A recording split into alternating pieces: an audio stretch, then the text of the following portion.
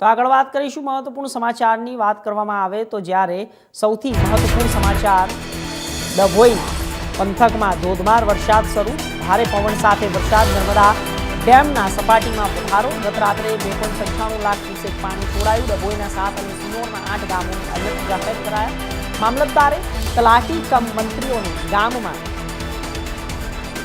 સૂચનાઓ આપી અને જાણ કરી કે જ્યારે વધુ પાણી આવશે તો તમારે સતર્ક રહેવાનું છે। આ તરફ વાત કરીએ તો ડભોઈના પંથકમાં ધોધમાર વરસાદ શરૂ થયો છે, ભારે પવન સાથે વરસાદ, નર્મદા ડેમની સપાટીમાં વધારો થયો છે, ગત રાત્રે 2.95 લાખ ક્યુસેક પાણી છોડવામાં આવ્યું છે, ડભોઈના 7 અને સિનોરના 8 ગામોને એલર્ટ જાહેર કરાયા છે, મામલતદાર અને તલાટી કમ મંત્રીઓને ગામમાં રહેવાની સૂચનાઓ આપવામાં આવી છે અને ગામના લોકોને સતર્ક રહેવા કહ્યું છે।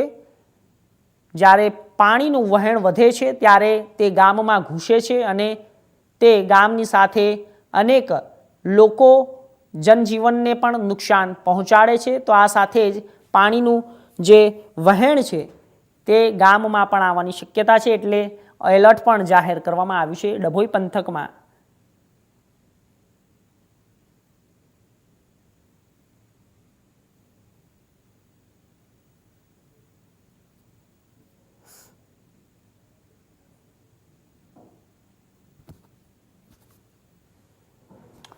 તો આ વિષય ઉપર વધુ માહિતી માટે અમારા સંવાદદાતા ચિરાગ જોડાઈ ગયા છે। ચિરાગ, શું છે હાલ અત્યારે પરિસ્થિતિ ડભોઈની અંદર?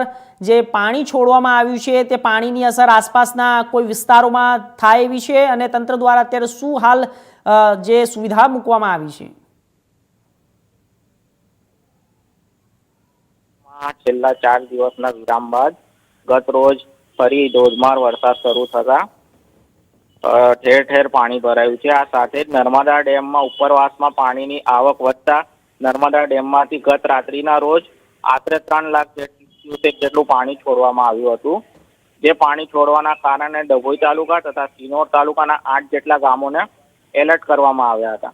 ડભોઈ તાલુકાની વાત કરીએ તો ચાંદોદ, કરનાળી, નંદેરિયા સહિતના ગામોને એલર્ટ કરવામાં આવ્યા હતા અને સિનોરના માલસા, દરિયાપુર જેવા ગામોને એલર્ટ કરવામાં આવ્યા હતા, પરંતુ હાલ પાણીનો પ્રવાહ સ્થિર છે અને ભયજનક સપાટીથી ખાસું દૂર પાણી છે, જેના કારણે કાંઠા વિસ્તારના લોકોએ રાહતનો શ્વાસ લીધો છે।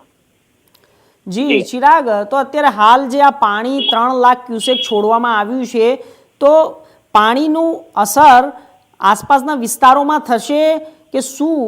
તંત્ર દ્વારા કોઈ પગલાં લેવામાં આવ્યા છે? કોઈને કોઈ સૂચનાઓ આપવામાં આવી છે? એલર્ટ કરવામાં આવ્યા છે આસપાસના ગામોમાં કે આ પ્રકારનું પાણી આવે તો તમારે કઈ રીતે આના પાણીને બચી શકાય એના માટે?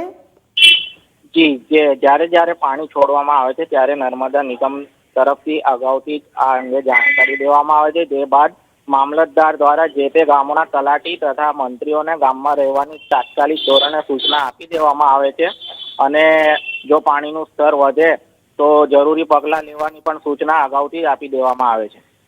જી ચોક્કસથી ચિરાગ, આપનો ખૂબ ખૂબ આભાર માહિતી આપવા માટે।